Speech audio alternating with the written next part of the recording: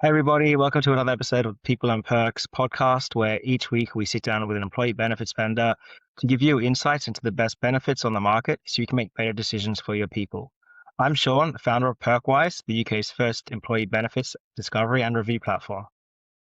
And I'm Adam Bell. I'm an employee benefits specialist here at Wingate Benefit Solutions. We help UK businesses build benefits packages that are aligned to their culture and goals. And today we're joined by Jamie. Jamie is the CEO and founder of Dash. Jamie, great to have you on.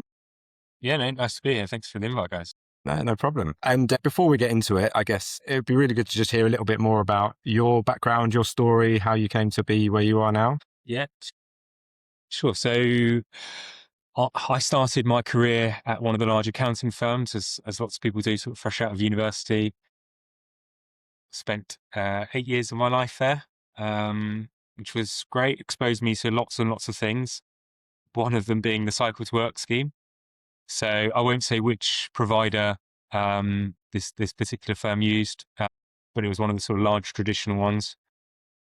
I went to use it. I found it to be very cumbersome and confusing. I didn't sort of know where I had to go to get my bike, or where I could even get my bike from, or what I could get. And I just thought, as someone who theoretically should be fairly well financially educated, if I'm struggling to make heads or tails of this, how does the sort of average person going through this process chart their course? Is it blind faith? Are they actually just sort of, circumnavigating or going around it because they're finding it too confusing? And sort of that was the sort of initial chord that sort of I started pulling on, basically, which sort of led me to start business. Here we are today. And how many years has it 6 years been ago. now? Six. Yeah, great. Yeah. So what was that? Just pre-COVID then, I assume. And then Yeah, it was. So looking back in hindsight, not the best time to leave your very stable job and start a new business. It was full of challenge and uncertainty and stuff like that. But looking back, it was a good decision. yeah, nice. And I guess when we'll start talking about what you do a bit later on. But I remember our first conversation when you obviously reached out and we had a chat. And my initial reaction, and I said this to you at the time, so I'm not just surprising you with this now, but was that I thought cycle to work was done. I thought it's an old scheme. Doing a little bit of research this morning, and it's been around since the 90s. Yeah. That businesses have, like, I think every company I've ever worked for had a cycle to work scheme. I couldn't tell you who the provider was, couldn't tell you how you would then go and get a bike. It's just something that businesses had in the background.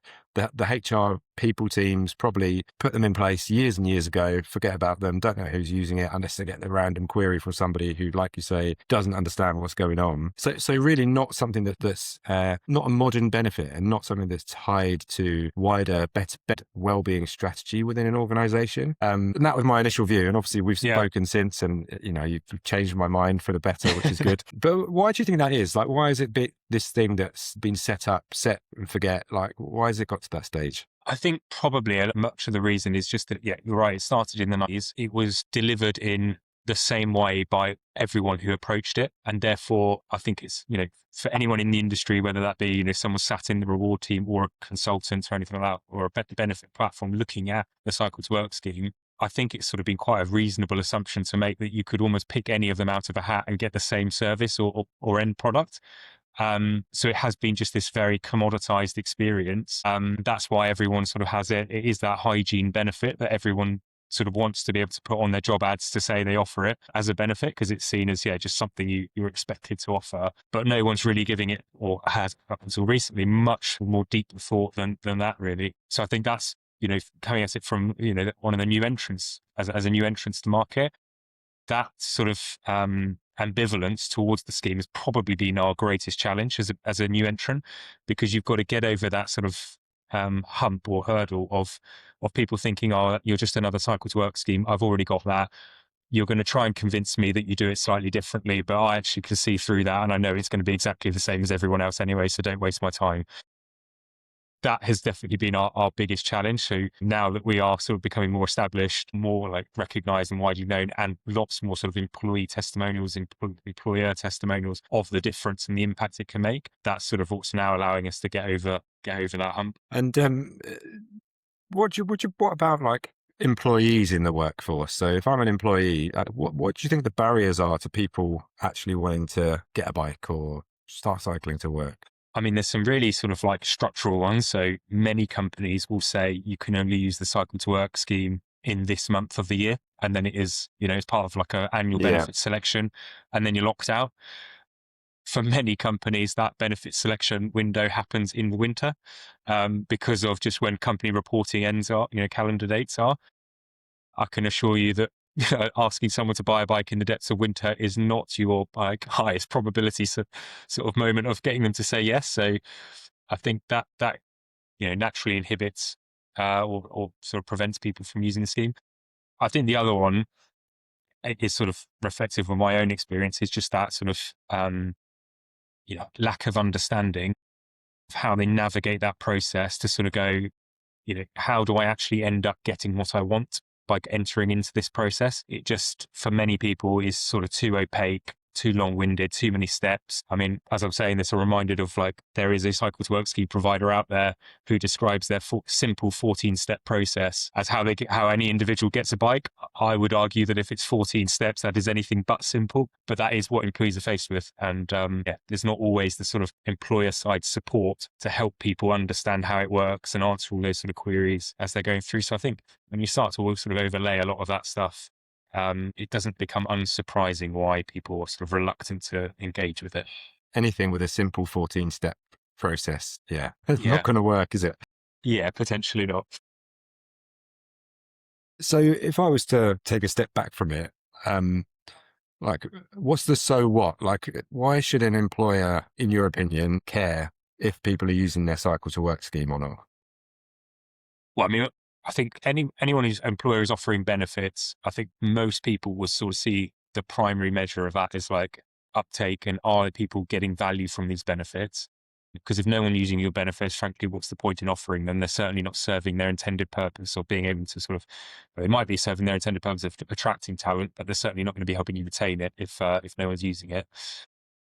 I think then beyond that, there's sort of 3 different levels you could look at this. So there's the impact the scheme could have on any one individual. There's then how that cascades up into your organization. And then there's sort of what that looks like through the sort of environment or the location you live in, operating as in a business. So for employees, like anyone switching from driving to work or using public transport to cycling is probably going to save money. I think that's probably the thing I'd put the most emphasis on at the moment. Everything I'm hearing from sort of all the employee benefit consultants and platforms out there is, sort of financial stress on employees is particularly high at the moment and acute, and that is having real world consequences or productivity consequences. So if you can get people onto bikes and helping them save a bit of money, I think that's very valuable. There's then obviously all the sort of health and well-being, like mental, physical stuff. Huge amounts of data now around what cycling can do for those things. I think the one that I'm always reminded of is there's this been, I think it's a few years ago now, but 80,000 participant study up in Scotland, which was over an 18-year period. And they found that the people who cycled to work, when you compared their sort of all-cause mortality rates to the people who were just sort of sat in cars using public transport, they were half as much. So said another way, you were half as likely to die in that study period if you were a cyclist versus a non-cyclist, which I thought was quite staggering. So you've got all of those benefits. And then obviously to the extent they sort of, hit your employees, that obviously cascades up to you as an employer. If you've got a fitter workforce, healthier workforce, engaged workforce, that's obviously beneficial. And then again, that sort of rolls up into, how you're impacting the local communities in terms of like traffic, in terms of CO2 emissions and sustainability. I mean, the scheme ticks a lot of boxes for a lot of different teams, which is a very helpful thing, I would say, certainly from our perspective. Would you say with that benefit that it's usually like one of the first benefits that employers like when they're choosing what benefits to provide for their employees? Like you often see that as one of the first benefits that they choose because it ticks so many of those boxes. I think so. As I sort of say, I would describe it now as like one of the hygiene benefits. It's fairly well understood. From an employer perspective, it's a pretty simple benefit to administer. Like there's no P11D reporting, there's no benefit in kind implications. You don't have the sort of like very serious financial consequences that might be associated with like an EV car scheme, where if you get a lot of people leaving the organization who are on some fairly hefty sort of lease agreements, that can add up to quite a chunky number that you're you're sort of left exposed to. Cycle to work, because it's just dealing with bikes, which are obviously inherently less expensive, you are much better able to manage that sort of financial risk. So I think, yeah, for lots of reasons like that, cycle to work is seen as just quite a vanilla basic benefit that's easy to sort of get out and yes, start making progress towards sort of building that all singing, all dancing benefits package. And you're right, but I think the value in it, whilst it is that vanilla type benefit, there are definitely now much more reasons out there that employees and employers should be invested in this type of benefit. For sure. You touched on one, like the sustainability piece. So we've seen over the last, I don't know, 10 years, a real change in business perspective when it comes to carbon offsetting, sustainability in general, the rise of B Corp organizations. That's been a real shift. And that is also a shift that's driven from employee expectations. If I work for a B Corp, there's a chance that I'm proud to work for a B Corp organization or an organization that puts sustainability at the front of what they're doing. Have you seen like a real change then in terms of this, your benefit, cycle to work in general, that messaging, the cycle to work, Absolutely. So probably behind sort of like people in reward benefits, those sorts of job titles, the next most likely candidate of someone approaching us to sort of set up a cycle to work scheme or be interested in setting up a cycle to work scheme for their company is someone in a sustainability role. Okay. That is very often our first sort of interaction with the company, because they've decided, they've made a commitment, encapsulates sort of scope 3 emissions, which is where sort of commuting sits. They are beginning to realize how challenging actually affecting those emissions is. And therefore they're sort of taking a long, hard look at all the levers they've got to play with, of which cycle to work is one. So that's like that has been a really, really sort of strong angle that we've come in at as to why employers should look at, revisit, how they are delivering cycle to work for their employees and if there's a better way of doing it. Yeah. So yeah, 100%. And just on that scheme, so can you talk a bit more about how Dash is different to the typical cycle to work scheme? And you mentioned there that you have like, the sustainability piece is a good thing that you've been speaking to with like HR professionals. But yeah, are you able to like expand a bit more on like how you're different? Yeah, what we actually do. So, Alex, stepping back, I think we have a very simple mission as a business, which is to get more people cycling. So it is a mission that we will never achieve. There is always someone else to go and get cycling, but it informs like absolutely everything we do. Because we're sort of focused, on getting more people cycling, we have to think about, who is not cycling and what might make them get cycling. So the platform that we've built, not only is it structurally very different in terms of how people transact through it, so there's no vouchers or anything like that. Like you are literally browsing the products that are eligible for cycle to work and you're obtaining those products. There's no intermediary step of getting a voucher. What we've also done is be very sort of considerate of trying to provide as many different pathways as possible, or as the cycling industry provides, in terms of how someone might go cycling. So that would be your traditional sort of purchase style transactions that everyone knows as cycle to work, but it will also extend to things like the city bike hire providers like Lime Bikes and Forest Bikes and Beryl and Santander and those sorts of things. And also then people some just pure rental of a bike or e-bike, where they're not sort of necessarily committed to sort of paying the full purchase price of that bike. It's a much more sort of bite-sized monthly rental, but just trying to think about all those different sort of personas of employees, some which will already be cyclists, many which won't, and how might we get them onto a bike and what might be the most suitable sort of offering for them. And our platform is the sort of only one on the market that sort of brings all of that together in a very sort of natural e-commerce style environment that people intuitively understand, and just helps them sort of work out which path might be right for them and helps them navigate it very easily. One of the things we try really, really hard about our platform is to sort of make cycle to work invisible. Cycle to work should not be a transaction in and of itself. It should be this underlying infrastructure behind the transaction, or getting people getting what they want, which is not a cycle to work voucher. It is what they think the cycle to work voucher is going to get them at the end of the day, which is, a bike, a helmet, a lock, or whatever it may be. Yeah, I've used the cycle to work scheme myself at a previous company, and yeah, it was having to get a voucher going into the retail store with kind of pick up the bike. You will completely like empathize with the problem that you're trying to solve. And I think looking at your website, like having that like e-commerce experience is so like valuable. Like you're right, it's kind of like I don't even feel like I'm on a cycle to work website. Yeah, That's and kind you of, shouldn't. yeah, that's just hidden in the background, and I'm just buying myself a cheap bike. That work is subsidizing. Yeah, exactly. And I think the other valuable thing is that what you've touched on there is that flexibility. It's not committed, like, you've got rental bikes on the web, or subscriptions as they're called on the website, which again Yeah. is like, plays into what people are used to nowadays. And I was having a look earlier and, you could get an e-bike for 25 quid a month. Yeah. That's, no contracts, you cancel whenever you want. It's got your insurance if it gets stolen. It's got all the stuff that you might need. Like you say, going back to those personas that you're trying to get to, that gives people so much more freedom and flexibility to want to actually say, actually, do you know what? I'm going to get one for a month and see if I use it. And then after that month, that month might turn into 2 to 3 to 4. They might then turn around and say, actually, do you know what? I've really enjoyed cycling to work. Been doing a little bit of the weekends. I'm going to buy a bike now. Like, let's go and get something a bit more and commit. I think it comes back to, how you guys are engaging the workforce.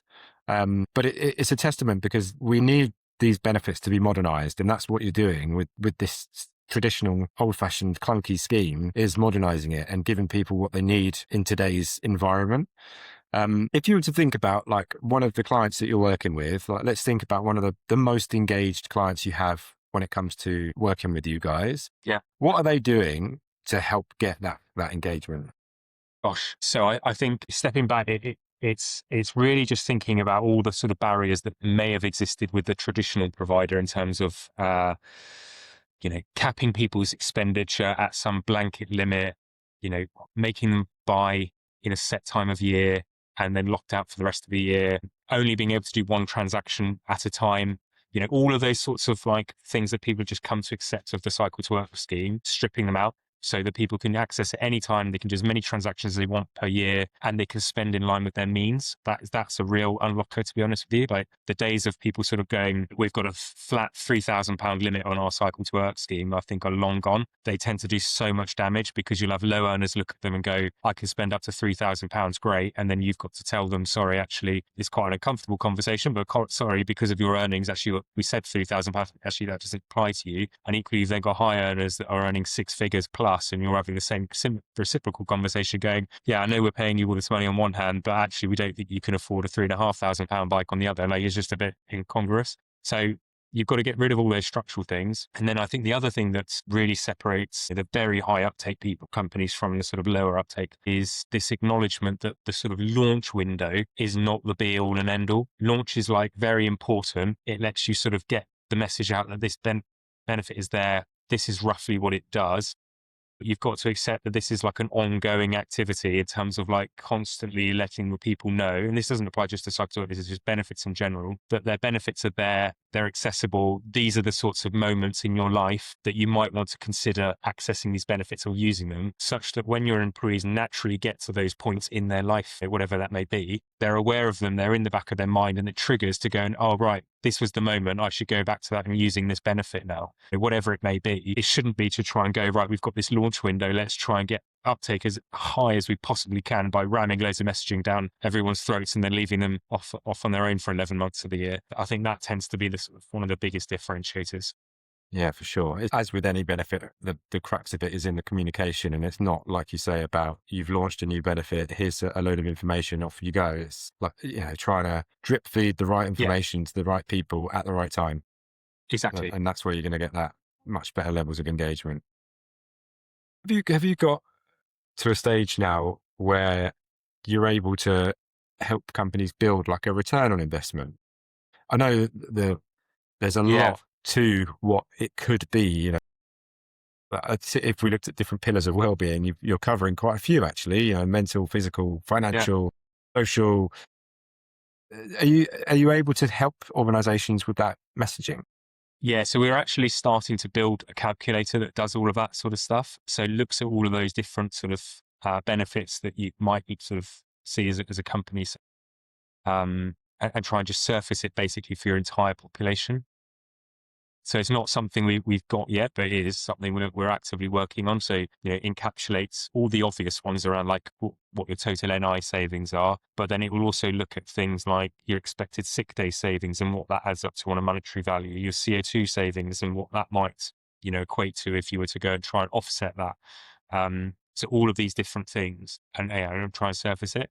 I'd say it's still sort of early prototype days on that, but yeah, watch this space. I would imagine your conversations with companies would be a lot easier with that, with being able to show that ROI and, trying to, get them on board to switch to your, Yeah, I think so. I mean, helpfully, obviously, it's a benefit. It yeah, doesn't cost an employer anything to offer. So there's not that sort of upfront cost that you've got to sort of navigate and get budget for and stuff like that. But given most companies, because of the scheme's 25-year plus, history, most companies already have a cycle to work scheme. So we're sort of trying to dislodge one yeah, to get in. So the conversation we tend to have, and it's a metric we track very, very closely, it's actually the one we're probably most concerned with, is when we transition a company from one of the more traditional providers over to us, what do we sort of see as an uptake differential? Because that's really where we're sort of proving ourselves versus what any company was getting. And in there, we're sort of getting between rounded 3 times to 7 times the uptake versus one of those traditional schemes. But in many cases, it's over 10 times. We had one very, very large retail client launch a few weeks ago, or probably a month ago now. And I got a fantastic email from the sort of head of rewards there to say, since launching Dash 2 weeks ago, we've had more people use our cycle to work scheme than in the previous 5 years combined. Which was like a really lovely message to receive and, completely unprompted, but it just sort of shows you that when you sort of start to, strip away these structural problems and these barriers that you're sort of, I don't even think maybe employers or reward people are sort of cognizant of the fact that they are putting them in there because they've just existed that way for so long. It's just how the scheme is delivered. But when you sort of start to strip them away, you can have these amazing stories that start coming out and massive, massive impact and ROI, right? Because to the extent you're getting much higher impact uptake and much higher spend through the scheme, that equates to much higher NIC savings. and do you support the teams with their rollouts, like with the communication to the employees and Yeah, how they get the absolutely. update?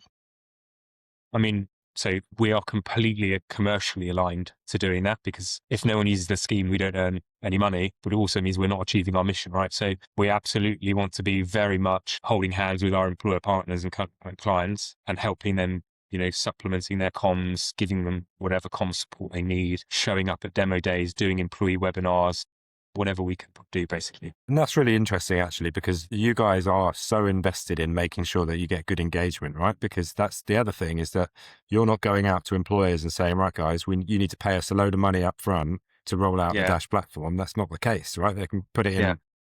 for nothing, right? Well, they'll earn money on it. That's what I mean. Yeah. So it's you guys are then invested in making sure you guys get paid, which means you need to make sure people understand it, they engage with it, and that, and that's the real nice story, I think, for employers. Yeah. What would you say are the signs? So if I'm an employer, I've got a cycle to work scheme. What are the signs that I probably need to review my cycle to work scheme? Like, what should they be looking out for? I think if you couldn't name your provider, so you offer cycles where we don't know who to buy, I think that is an immediate red flag.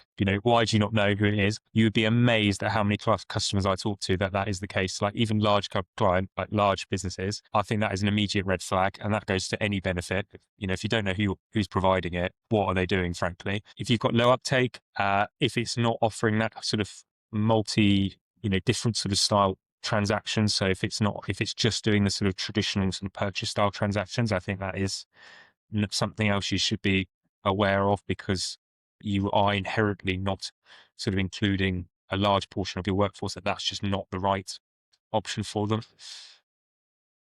I don't think it's rocket science. I think those are the sorts of things. I think if you have set it up 10 years ago and you haven't looked at it since, it's well due, an upgrade because most of the scheme hasn't really moved fundamentally in its history. There was a paper voucher before. It's now a slightly digital voucher. That's basically been the extent of it. Yeah, that's just goes to show, doesn't it, how like it's almost a forgotten benefit from a employee perspective, employer perspective, but also from a provider perspective to a degree. Like if they're not modernizing the benefits as times move on, then no wonder nobody's really using it. Yeah. So what's the future of Dash? What do you think the future of cycle to work is? I mean, at the moment, we've got a long way to go, right? So we are still a very new entrant. We have a tiny market share in terms of like the overall, 31 million PAYE employees that exist in the UK. So we are very much like laser focused on just doing cycle to work and doing it very, very well. So we are starting now to win the sort of very large enterprise clients and sort of make a much bigger name for ourselves. So it's a really exciting time for us. But beyond that, there's nothing I can sort of say at this point. You know, we will continue to try and make cycle to work as seamless and effortless as possible. We will continue to try and get more people cycling. We will continue to try and replicate everything the cycling industry offers on our platform, where it's eligible for cycle to work. You know, those are 3 activities that shouldn't be underestimated in terms of their scale or difficulties. And yeah, we just have to sort of stay focused at this time, even though we are certainly in like a purple patch relative to sort of who we're sort of going up against and competing with in the market. Amazing. I think before we wrap up, do you have any, if you know, there's one thing you want HR or benefits professionals to know about Dash or cycle to work in general, like what's your one message that you have for them? My one message would be pretty much every complaint that you or your people have ever levied at the cycle to work scheme is not to do with the scheme itself. It's to do with how it's been delivered. So if you want to sort of free yourselves of all those criticisms, and I'm sure as people in the industry, you know, like anyone who's in rewards or sat in that job, those criticisms tend to be pointed at them. If you want to free yourself of that, we would love to have a conversation with you and show you like what cycle to work can be, not what it has been. That'll be my message. And that's probably the perfect time to wrap this up. So I guess for anybody listening who isn't convinced on, you know, the old versus the new when it comes to cycle to work and what Dash are doing, I think I would be surprised if there was anybody who didn't agree that it needed modernizing, and it is a lever you can pull in your benefit strategy to actually have an impact on the workforce, productivity, engagement, all of the good things that we've mentioned today. Jamie, been awesome having you on. Really appreciate it. For anybody who is watching, wants to learn more, feel free to reach out to the guys at Dash, or feel free to reach out to Shaun at Perk Boys or us at Wingate Benefit Solutions if you want a chat around wider benefit strategy. But that's it. Thanks very much, and we'll see you soon. Thanks, Jamie. Thanks, guys, for having me.